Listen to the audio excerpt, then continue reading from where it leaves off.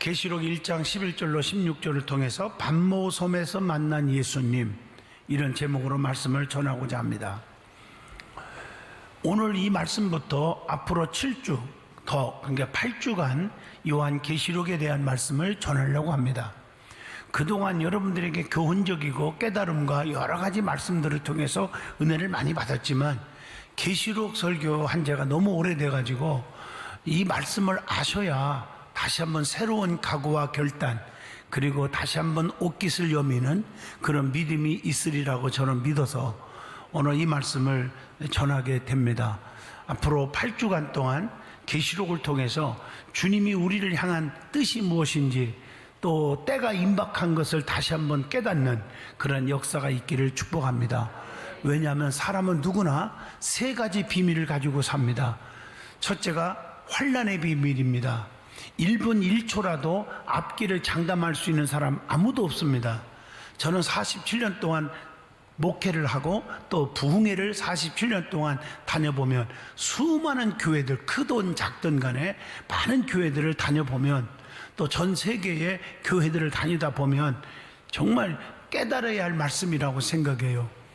잘 나가고 수천억을 벌고 그런 분도 하루아침에 바닥치는 분들 많이 봤고요. 너무 힘들어도 성령께서 함께 하시니까 하루아침에 대기업을 이루고 축복 속에 사는 분들도 많이 보았고, 우리 든든한 교회 안에서도 그렇게 축복 속에 기적을 이룬 분들이 꽤 많이 있습니다. 제가 성함과 이런 걸 밝히지 않기로 했기 때문에 안 하지만 하나님의 역사를 우리가 보게 됩니다. 인간은 누구든지 환난의 비밀이 있습니다. 그래서 선줄로 생각하는 자는 넘어질까 조심하라, 그리고 늘 깨어 있으라, 이렇게 교훈을 하고 있는 줄로 믿습니다. 두 번째로는 죽음의 비밀이에요. 올 때는 순서가 있지만 갈 때는 절대 순서가 없습니다. 대학교 종합병원 영안실 한번 가보세요. 깜난 아기부터 시작해서 10대, 20대, 30대, 40대 많이 있습니다. 여러분, 언제 사람이 죽을지 아무도 몰라요. 나이가 많다고 해서 먼저 가고 나이가 어리다고 해서 늦게 가는 것 절대 아닙니다. 생사화복을 주관하시는 분은 하나님이신 줄로 믿습니다. 그리고 세 번째로는 심판의 비밀, 주님의 재림의 비밀입니다. 천년만년 살 것처럼 우리가 그렇게 생각하고 살면 안 됩니다. 주님 오실 날이 진짜 가까웠어요. 그러나 때와 기한은 아버지 권한에 있어요. 아무도 몰라요. 그러나 나라가 나라를 치고 민족이 민족을 대적하며 각처에서 기근과 지진이 있으리니 이것이 재난의 시작이니라. 여러분, 한번 주변을 살펴보세요. 이런 일들이 지금 일어나고 있잖아요. 기후변화로 인해서 얼마나 많은 사람들이 지금 다치고 죽고 고통을 겪고 있습니까? 뿐만 아니라 서로 나라가 나라를 치고 민족이 싸우고, 조금 좁은 의미로 말하면 같은 집안 식구들끼리도, 또 교회 안에서도 마찬가지예요. 성도와 성도, 또 주회종과 성도 대적하고 싸우고, 이런 심각한 교회들도 가끔 있지 않습니까? 이런 걸 보면서 주님 오실 날이 너무 가까웠구나, 이걸 깨닫게 해주는 줄로 믿습니다. 그래서 우리는 만물이 마지막이 가까웠으니 베드로전서 4장 7절입니다. 정신을 차리고 깨어 근신하여 기도하라고 우리에게 명령하시면서 8절에 서로 사랑하라, 사랑은 허다한 죄를 덮는 것이다. 대접하되 원망 없이 하고, 봉사하되 선한 악한이 아니에요. 선한 청지기 같이 봉사하라. 너가 무슨 말을 하려면 하나님이 하시는 것처럼 말 좀 하고, 무슨 일을 하려면 내 힘으로 하는 게 아니라 하나님의 공급하시는 힘으로 하라. 이것이 하나님께 영광을 돌리는 것이라고 말씀합니다. 오늘 여러분, 그런 차원에서 앞으로 미래에 되어질 일에 대한 말씀이 요한계시록입니다. 그래서 계시록은 사도 요한이 복음을 열심히 전하다가 엄청난 핍박과 환난을 겪어요. 그 핍박 속에서 결국에 잡혀가지고 반모섬에 유배당해 있을 때 주님이 주신 말씀이 요한계시록입니다.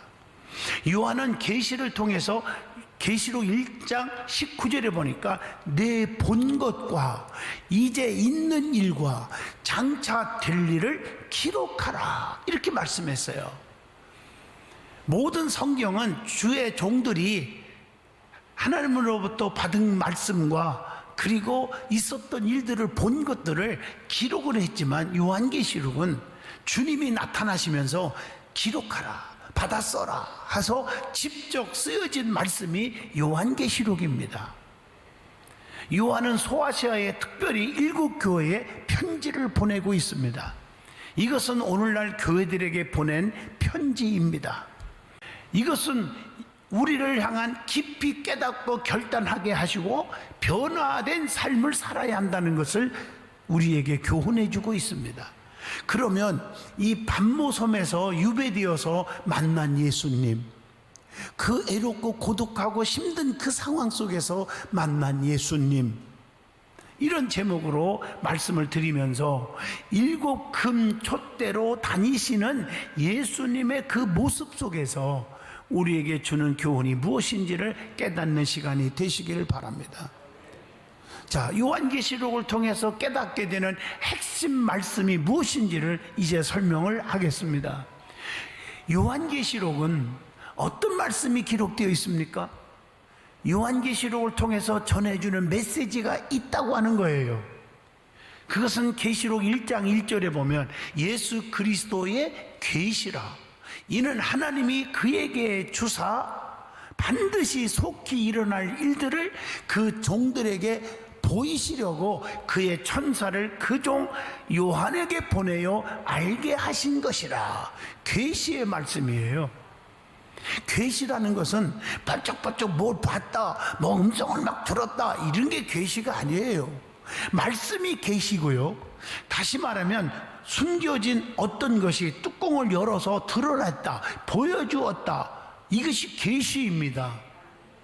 계시록은 주님의 중재를 통해서 하나님께서 보여주신 바를 담고 있다는 거죠. 그리고 계시록의 말씀은 예언의 말씀입니다. 계시록 1장 3절을 같이 보겠습니다. 이 예언의 말씀을 읽는 자와 듣는 자와 그 가운데 기록한 것을 지키는 자가 복이 있나니 때가 가까우니라.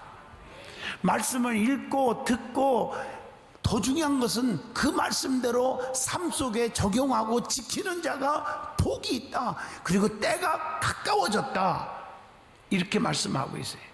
예언이라고 하는 것은 종말론적 완성의 빛을 현재에 비추게 하려는데 그 의도가 있습니다. 베드로후서 1장 19절의 말씀을 기억하시기를 바랍니다. 그리고 장차 되어질 일들을 보여주고 있는 것이 예언입니다. 또 요한계시록은 계시록 1장 4절을 보면 서신의 말씀이에요. 서신, 편지입니다. 그래서 수신자는 누구냐? 7교회입니다. 그 당시 교회들은 애적인 박해를 엄청나게 당하고 있었고 또 배교의 위험에 처해 있었다는 거죠. 이런 교회에 그리스도의 궁극적인 승리를 제시해 줌으로써 위로와 용기와 소망을 주려는 것이 계시록에 의도가 있다는 것을 아셔야 합니다. 여러분, 성경 말씀에 있다 보면 다른 성경들도 보면 회개하라, 천국이 가까웠느니라, 우리에게 불안을 조종하고 뭐 죄를 드러내서 괴롭히고, 그런 목적이 아니잖아요. 진정으로 하나님 앞에 엎드려 회개함으로 의도가 뭐예요? 하나님께 돌아와서 하나님의 은총과 축복을 누리고 살아야 한다는 거 아니겠습니까? 그래서 요한계시록은 에스겔서, 구약의 에스겔서나 다니엘서나 스가랴 같은 등등 많은 말씀과 함께 고도의 상징성을 가진 환상을 통한 묵시들을 주고 있는 말씀이 요한계시록입니다. 그래서 가장 포괄적으로 대종말을 중심으로 한 전 역사의 지평을 보여주고 있고요, 철저하게 예수 그리스도 중심으로 일관하고 있다는 것입니다. 이 묵시에 관한 말씀 중에서 구조나 배열에 있어서 가장 조직적인 체계를 갖춘 말씀입니다. 자, 성경은 66권이죠. 그 66권 중 대부분의 말씀은 예수님의 초림에 관한 약속 또는 초림하신 예수님의 사역과 교훈을 다루지만, 이 요한계시록은 가장 포괄적이고도 일괄되게 재림 예수의 사역에 초점을 맞추고 있습니다.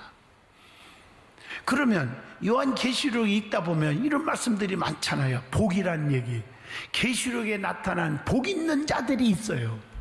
누가 복 있는 사람입니까? 여러분 성도들은 복 있는 사람이 되시기를 축복합니다. 자, 계시록 1장 3절 보면 예언의 말씀을 읽는 자, 듣는 자, 지키는 자가 복이 있도다. 그러니까 이런 말씀을 듣는 자가 복이 있는 거예요, 지금. 그리고 그 말씀대로 지키는 자는 더 복이 있는 줄로 믿습니다. 또 어떤 자가 복이 있다고 그랬어요? 계시록 14장 13절 보세요. 지금 이후로 주 안에서, 이게 중요한 거예요. 주님 안에서 죽은 자들은 복이 있도다 하시며 이렇게 기록되어 있어요. 예수 잘 믿다가 죽은 사람들이 복이 있다는 거예요. 이제 계시록을 설교를 듣다 보면 이제 이유가 또 나옵니다. 믿지 않다가 죽은 자는 복이 없는 거죠. 예수 믿으면서 열심히 헌신하고 충성하고 겸손하고 온유하고 자기 사명 감당하다가 죽은 자들은 복이 있도다. 믿어집니까? 또 계시록 16장 15절에 보면요, 깨어서 의의 옷을 입고, 악의 옷이 아닙니다, 의의 옷을 입고 자기 수치를 보이지 않는 자가 복이 있도다. 계시록 16장 15절의 말씀이에요. 또 계시록 19장 9절에 보면요, 어린 양의 혼인잔치에 청함을 받은 자들은 복이 있도다 이렇게 말씀하고 있어요. 또 계시록 20장 6절에 보면 이 첫째 부활에 참여하는 자들은 복이 있고 거룩하도다 이렇게 말하고 있어요. 그래서 중요하게 들어야 할 말씀은 계시록 22장 7절입니다. 보세요. 이 두루마리의 예언의 말씀을 지키는 자는 복이 있으리라 하더라 하면서, 다시 말하면 예언의 말씀을 가감 없이 지키는 자가 복이 있도다 말이에요. 계시록 22장 14절에 보면 죄로 더러워진 두루마리를 깨끗이 빠는 자가 복이 있도다. 무슨 말씀인지 아시잖아요. 거룩성을 유지하라는 거예요. 자, 그렇다면 구약에 나오는 첫 말씀이 어디죠? 창세기입니다. 그리고 신약의 마지막 말씀이 뭐죠? 요한계시록입니다. 그걸 한번 비교하면서 은혜를 한번 받아보려고 합니다. 여러분, 창세기에서 시작된 말씀은 계시록에서는 끝맺음을 하고 있죠. 또 창세기에서 시작된 모든 말씀은 계시록에서 쉽게 말하면 완성하고 있다는 거죠. 창세기에서 보면 하늘과 땅이 창조되었죠. 근데 계시록에서는 새 하늘과 새 땅을 보게 됩니다. 창세기에서는 해와 달이 창조되었지만 계시록에 보면 주님이 새 하늘의 빛이 되시니 해와 달이 필요가 없다는 거예요. 또 창세기에서 에덴 동산이 있었지만 계시록에서는 거룩한 성이 있다고 했습니다. 창세기에서는 첫째 아담의 결혼 이야기가 나오죠. 하와하고 결혼하죠. 근데 계시록에서는 예수님의 혼인잔치가 그려져 있습니다. 창세기에서 죄의 시작을 보고 있었죠. 그러나 계시록에서는 죄의 문제가 해결됩니다. 창세기에서 사탄의 첫 출현과 슬픔과 아픔이 나오지만 계시록에서는 사탄의 마지막 운명과 사탄의 멸망을 보게 됩니다. 얼마나 우리에게 은혜를 주고 있습니까? 그러면 주님께서 재림하실 때 일어나는, 심판하러 오실 때 일어나는 두 가지 현상이 반드시 있습니다. 계시록 1장 7절 보면 볼지어다 그가 구름을 타고 오시리라. 각 사람의 눈이 그를 보겠고 주님 오심을 보게 되겠고, 그죠? 그를 찌른 자들도 볼 것이요, 땅에 있는 모든 족속이 그로 말미암아 애곡하리니 그러하리라. 아멘. 이랬어요. 두 가지가 나오죠, 이 말씀 속에. 하나는 주님이 오실 때 주 예수시여, 아멘, 주 예수시여 어서 오시옵소서 환영하는 현상이 일어나는 것도 있고요. 그래서 주 예수시여 어서 오시옵소서라고 할 수 있는 분이 누굴까요? 신앙의 핍박 속에서도 믿음의 절제를 지키는 자들이 주님을 만나서 환영한다는 거예요. 계시록 14장 12절.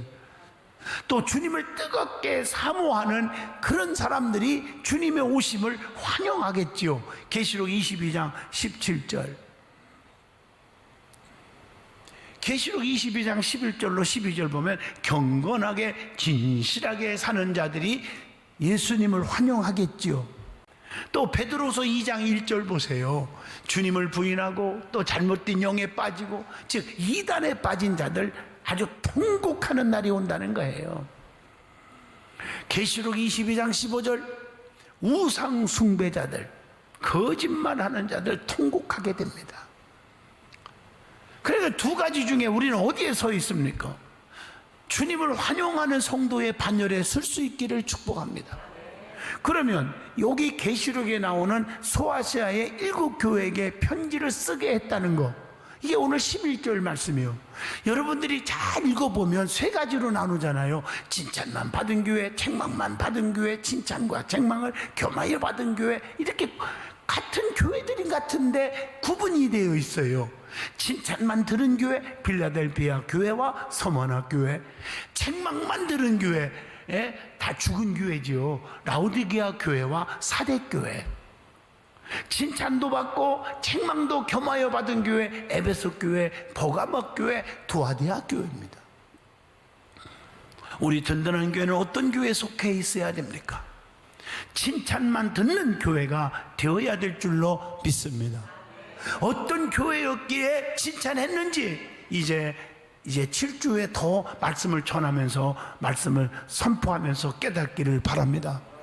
그러면 7 촛대 사이로 다니시는 주님의 모습을 보았다고 했잖아요. 7 촛대, 이것은 7 교회들이죠. 우리 주님은 교회 안에 계신 줄로 믿습니다. 두루두루 다니고 있단 말이에요, 주님이. 그리고 7표를 붙들고 계시다. 주의 종들을 주님이 붙들고 계신 줄로 믿습니다. 그런데 주님이 다니시는 주님이 어떤 모습이었을까? 쓸데없이 성경에 내가 무슨 옷을 입고 발에는 뭐가 끌리고 뭐하고 이런 표현을 왜 했겠습니까? 엄청난 계시의 의미가 있다는 거지요. 거기 보면 13절 본문에 보면 발에 끌리는 옷을 입었어요. 대제사장의 옷, 존귀와 권위의 옷, 정의와 명예의 옷을 의미합니다.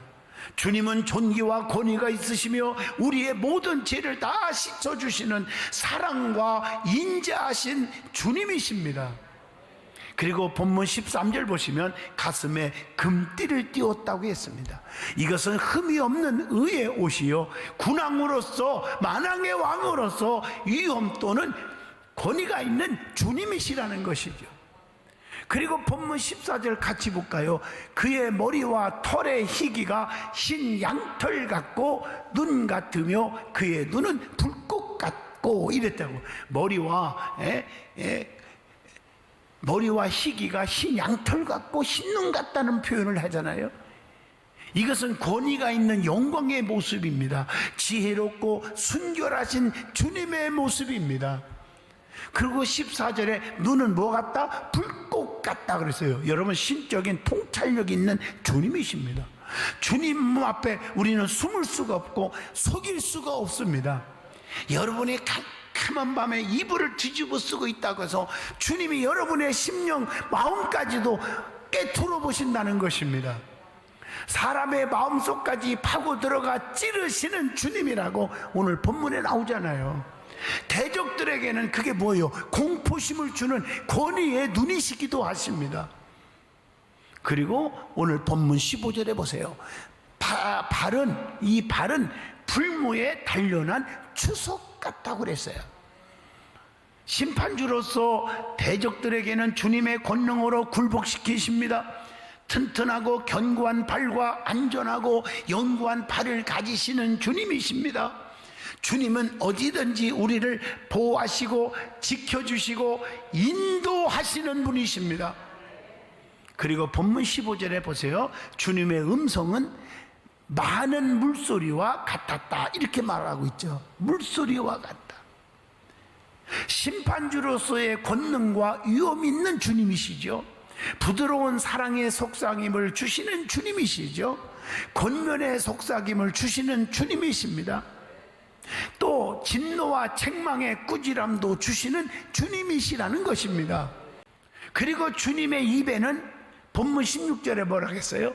좌우에 날섬 검이 나오고 그 얼굴은 해가 힘있게 비치는 것 같더라, 이렇게 나와요. 한편으로는 찌르고 한편으로는 치료하시는 분. 사랑하는 성도 여러분, 여러분들에게 이런 말씀을 잘 받아야 돼요. 찌르는 소리를 안 받으려고 그래요. 달짝지근한 말씀만 아멘 하죠. 왜 예배가 회복이 안 됐습니까? 왜 온전한 11조 생활이 이렇게 망쳐버렸습니까? 왜 기도 생활이 망쳤습니까? 그런 소리 다 듣기 싫어해요. 다 잘한다 잘한다, 당신이 최고야 하면 너무너무 할렐루야가 아니라 할렐루야 하는 것 같아, 내가 볼 때는. 그러면 안 돼요. 찌르는 소리도 있지만 그 찌른 다음에 그 다음에 하나님은 뭐예요? 치료하시는 분이다. 호세아 6장을 보세요. 오호라 여호와께로 돌아가자. 쉽게 해석할게요. 여호와께서 치시고 때리시고 막 하나님께서 쳤지만 회개하는 자, 어떻게 돌아오는 자, 돌아오면 다시 싸매주시고 어루만져 주시고 고쳐주시고 치료한다고 그랬어요. 그리고 이틀 후에 살려주시고 3일째 드린 날 일으켜 세워주시리니 우리가 여호와 앞에서 살리라. 이 말은 이틀 후에 살려준 것은 내가 왜 너를 병에서 고통에서 살려주셨느냐, 그 다음에 뭐 하라고요? 남은 여생 주를 위해서 헌신하라고. 자기를 위해서 살지 말고 주를 위해서 살으라고. 이걸 꼭 기억하셔야 합니다. 그리고 죄는 좌우로 쳐서 멸망시킨다, 이렇게 나옵니다. 한치의 오차도 없이 엄정한 심판을 하시는 주님의 모습을 보여주고 있습니다. 그 다음에 16절 밑에를 보세요. 주님의 얼굴은 해가 힘있게 비치는 것 같더라. 우리 주님은 하늘나라의 영광을 얻으신 분이십니다.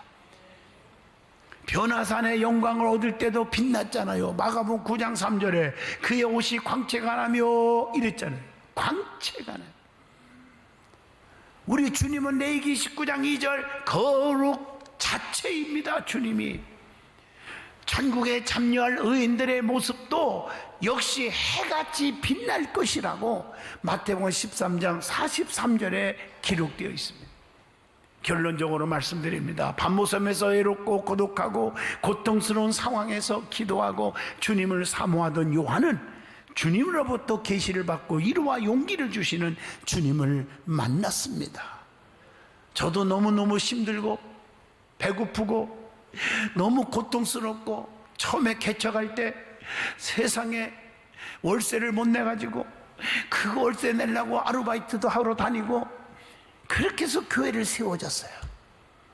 너무 힘들 때 산에 올라가서 나무불을 잡고 아버지 아시지요? 아시지요? 내 마음을 아시지요? 주님 보고 계시지요? 듣고 계시지요? 이러고 기도한 적이 엊그제 같아요. 요한은 너무 힘들 때 주님의 모습을 보았어요.